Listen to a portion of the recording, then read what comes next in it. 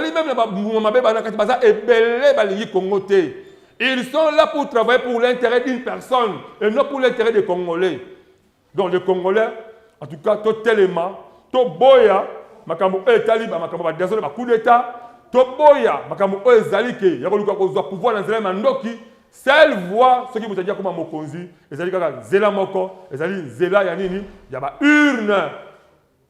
Urne dans mon père, plutôt que ça consciemment. Ben, vous pouvez sauter. Vous pouvez savoir il y a pas que temps, surtout, on peut savoir moutou.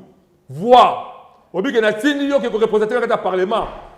Pour la polo, on peut ça kiyo. Pour la sauce à piakio. Pour la moi, comme pour la sauce à piakio. Il y a pas que au Kabila kaye 5 ans pour amata likolo na yo. Ce qu'on a 5 ans, on a. La loi ni oyo a voté important et permettre que yo ose évolution. Faut que mitou naka. Donc tant que vous votez à moutou. Tu voter Moutou consciemment, Moutou on a voté, je sais que va retomber positif pour l'émergence à Congo et non va retomber le Congo et Beba. Les moi Mathieu on appelle ça monsieur à civisme, et c'est monsieur à conscience et à patriotique dans le baraké de manière que Congolais que vous allez éveiller. Vous voyez tant que pour la Moutou, pour défendre l'intérêt à Congo et non intérêt à l'individu. Vous voyez le coup d'État qui jamais toléré à la Congo. Moi je vous rassure que Bayebaza va bénéficier du coup d'État et Zali Banguna ya Congo. Donc on rappelle même la réforme quota.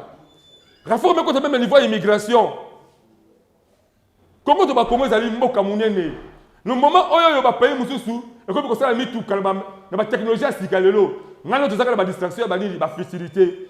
La distraction, il y a des bureaux qui sont en Sina. Le moment où il va payer Moussou, et je sais même pas il y a des cobalt, il y a des cuivre, il y a des manganèse, qu'est-ce qu'on bénéficie par tout cela? On bénéficie que la facilité, il y a les quilles, il y a les danger. Ce n'est pas ça au Congo qu'on vivre dans le monde. Congolais, il faut que Congo et Kobonga, ceux qui ont un toche, maïle peut toche makalisi. Ya bolingo ne Congo et Koto Mama. Voilà. Conscience, nazo belle là. Nangi tu koto mala élément liboso to sur la bakabo etali, ba trafic routier. On commence dans zela, na ba boulevard na biso, na ba veille na biso, ba embouteillage moko monstre eliki aussi la raté. Surtout boulevard Lumumba, qui tambo magasin. On commence ba koto ba ipel, n'en parlons même pas. Mais ota ba roulage, ba va dire oui, c'est roulage quand la marque quoi la Carrefour va tellement tandis que de l'autre côté on a bamboutage mais roulage à cause de la cigale azalité. Ni et ça la absence il y a autorité ou la police base la bicycle et c'est base la bicycle na bango. Motali kasu. Pour créer une infraction, sauver ngai. Ba policier au tebengaka, ba policier au tobake, ba journalier. Azo comme foutaye moko na nzela. Est-ce que yonangai to tambola la nzela wana na ba norme routière ndenge sengeli ke pour éviter bambouteage je sale maka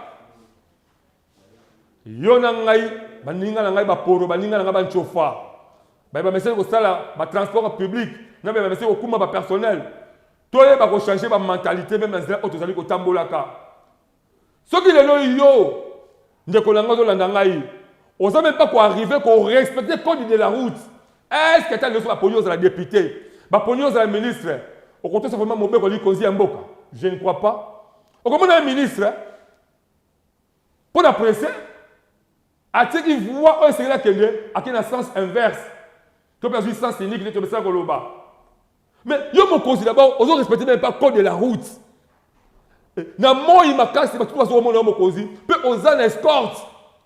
Waouh, on là pourquoi mais ce qu'il faut qu'il avant OK au comme la ngonga segeli bimana ngonga segeli comment tout ça qui temps bituna ce toi là tu me ko solo la moi la mboka colonel Pascal Basila pour colonel Pascal Basila il azali commandant il y a une roulage au bazali a l'échangeur le compte de ce que ba question belé par rapport lié par rapport il y a zela total que mutu o c'est to habillé non et pas ezali kakaye to comme là qui est sur là qui est ton là nous n'engue à répondre sur la quelques questions autotuna qui par rapport à la circulation routière c'est parti la régie eza coordonné na mona mboka ziko mayamba pe David Ngé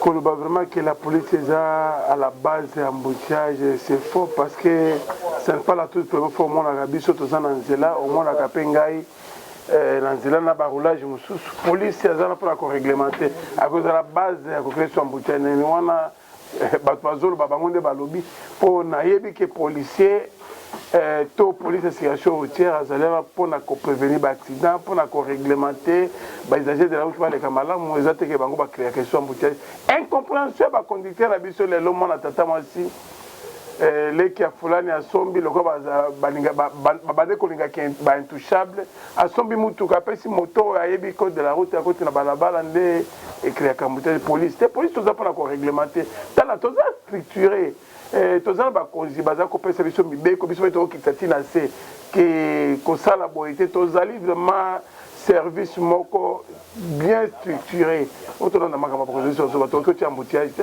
nous avons eu des consigne peut battre qui biso peut battre qui batunyo parce que quand on parle des autorités baza ba VIP baza ba cause na biso bien sûr mais na code de la route mutunyo so à kotos je peux vous donner l'exemple même commandant bateau nanga eza commissaire provincial nanga eza commissaire général ata okangi nzela ndenge nini ke okanga za po ya leka akosala otini boy non non non landa mibeko donc ye moko atelemi kolekisa ye précédé po aza commissaire général ye moko mobi non non non fais ton travail atelemi lokola bato nyonso olekisi bato epi opesi priorité baleki c'est-à-dire biso nde esengeli tobanda kopêche par exemple bakonzi nango nazotangela bango bapêcha par exemple okomona mokolo moko te colonel Pitous aye na sens unique okomona mokolo moko te général Kasongo même embouteillage ezali aye na sens unique okomona te commissaire général aye na sens unique mais si bango nde bakonzi ya police akoya nga na kosaleli ntango namoni général Kasongo ekone Pitous général amuli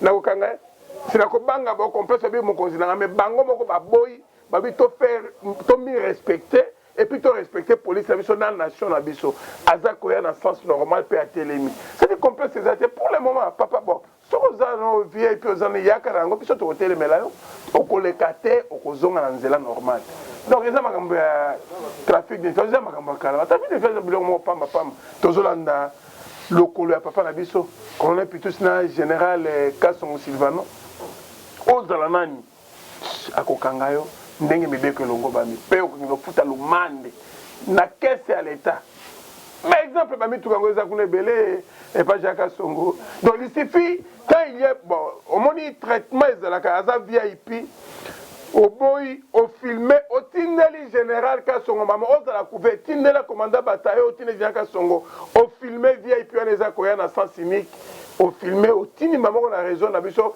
mokili mo mabaye babino bango nde bazobebisa po simana ye oyo azali colonel azali major azali général azali ministre azali bato nyonso mpe balandisi babi botiki ye tala mokili etalaka biso omeki kotika oyo na bi otiki ye siko biso tosali eloko nini domona population etalaka biso nde biso mpe tozotala nde bakonzi biso azoloba Jacques Songo bino motu nyonso sens normal nde tozolandela yango toza na barépression tu vois que eza parce que tozotravela bamoyen de bord lelo major moko collègue nanga officier supérieur ayaki nakitisi na zwi mbongo nanga na pesi moto wana nakangi yango na bino mon major nous allons respecter mibeko mata na moto mosusu oyo tokangi yango opérateur na biso aza bien balene nayebi ye me nakangi ye na moto na yango akofuta amande na l'état yo moko journaliste po ebande koya intervention ndo koya na so de moto parce que oye te nga nazali koya mibeko te biso toza justiciable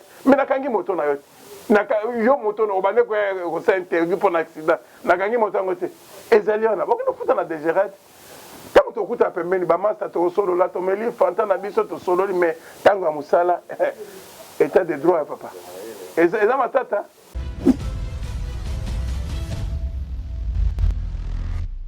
De retour sur ce plateau exceptionnel de votre belle et grande émission par excellence, tous les canaux dans la salle d'émission qui vous plonge au cœur de l'actualité. Merci mon amboka Yves Mbumba. Bon, tu connais comment est-ce que mon amboka, le colonel Pascal Basila, a fait ma précision na Oetali Nzela. Ngai moko akangaki ngai, le colonel a sauté des moutons, na tambola qui na moto, il y a deux pneus. Bande kolanga ba kumba ba moto ba trois pneus. Ba moto ba deux pneus.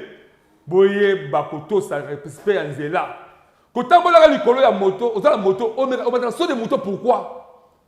Tu vas respecter le code de la route. Pour l'objet de me consigner, tu vas respecter la loi et les colons. Mais ceux qui ont mis qui sont respecter la passe. A bien pour le reportage d'accident, dans la matière de moto, si vous tous les cas, vous a imposé à matière de colo, du côté de la colonne, à Kanyi, malgré, il y a bien Kingai, mais à Kanyi Kangai, jusqu'à tel point que vous a foutu qui amende. Amende pourquoi pour la sécurité prochainement, vous avez ensuite du colo et ceux des moutons. Si tu sais pas que tout ça va mieux quoi miquer et que permettre tout ça va mieux quoi miner. Mais ce qui va mieux quoi miquer, même il y a beaucoup de gens qui ont posé pour la population c'est là. Les alliés même ministre ils ont la population là. Si la population tout ça que tout ça va mieux quoi miquer, na mieux quoi miner et que ça passe pour la biso. Voilà.